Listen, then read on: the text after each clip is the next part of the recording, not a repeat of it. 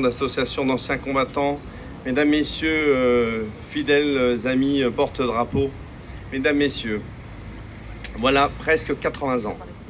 Un officier ne supportait pas la défaite imposée. Il eut une étrange idée pour l'époque. Il a demandé aux Français et aux Françaises de ne pas perdre espoir. Il leur demandait de ne pas perdre l'honneur. Il leur demandait de ne pas perdre la foi, non pas envers une religion, mais envers leur pays, envers leur patrie.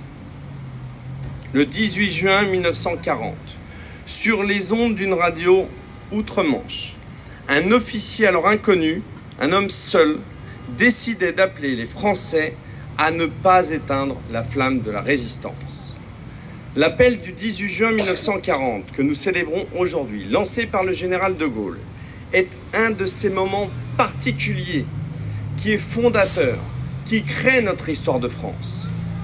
Le général de Gaulle avait une certaine idée de la France.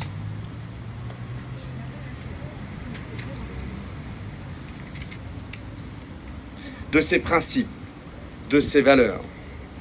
Face au maréchal Pétain, qui présentait la lâcheté comme unique solution face à l'oppression, une voix brouillée, mais à la détermination totale, s'élevait pour appeler au sursaut des Français, au sursaut de la République.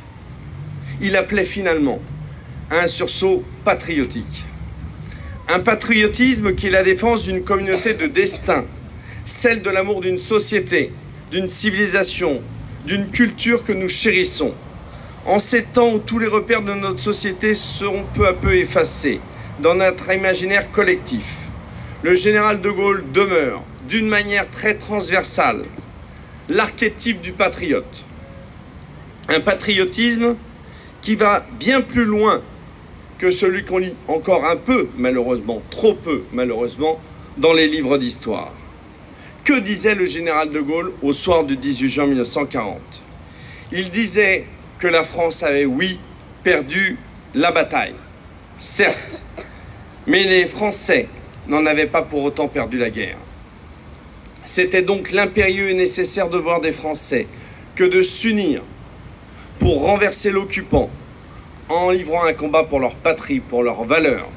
C'était un appel à l'honneur face à la capitulation, un appel au combat face à l'humiliation. C'était un appel à la résistance, à la liberté, au courage. Fin août, nous célébrerons la libération de notre ville, la libération de Paris. Et avant de commencer ce discours, une Aulnaisienne m'interpellait derrière en me disant « J'ai 86 ans, monsieur le maire ». Et on a entendu les cris de certains jeunes hommes dans le parc du Mont, les enfants, là où vous allez jouer, que les Allemands torturaient. C'est ça la réalité. C'est pas ce qu'on lit dans les livres, c'est pas des belles fleurs déposées aujourd'hui. C'est une histoire qui est une incarnation avec des souffrances, des pleurs, des familles touchées, les enfants. C'est pour ça que nous tenons à ce qui est systématiquement des enfants de présent, parce que c'est eux les intercesseurs. Mesdames, Messieurs, nous voici donc réunis ce jour pour nous souvenir, pour nous rassembler autour de notre histoire, de nos valeurs. Ces mots résonnent comme un appel à la résistance. Nous sommes réunis pour nous souvenir de l'homme, du patriote visionnaire, capable de faire face à l'histoire, de dire non. Non au nazisme, non à la compromission, non à la soumission, non à la servitude, non au renoncement. Il a su incarner celui qui refuse. C'était d'ailleurs tout le sens des justes plus tard, justes parmi les nations, celles et ceux qui ont sauvé une vie et qui, en sauvant une vie, ont sauvé l'humanité. Ceux qui, au péril de leur vie, ont su résister à l'envahisseur afin de protéger des enfants, des femmes, des hommes persécutés certaines fois pour leur simple religion. Le général de Gaulle a su préparer la France pour en refaire une grande puissance. Il a entrepris la reconstruction du pays, a lancé des réformes économiques et sociales profondes. Il ne supportait pas, effectivement, la défaite imposée. Merci. L'intérêt général, le mot à la mode aujourd'hui. Mes chers enfants, je vous regarde en vous disant que pour moi, pour nous, pour lui, il croyait dans une France debout, dans une France éternelle, qui nous oblige. C'est effectivement lui qui a permis la restauration de cette grandeur de la France. Au-delà de tous les clivages, de toutes nos différences sociales, culturelles, religieuses, philosophiques, politiques, partisanes, nous sommes toutes et tous les héritiers de ce patrimoine.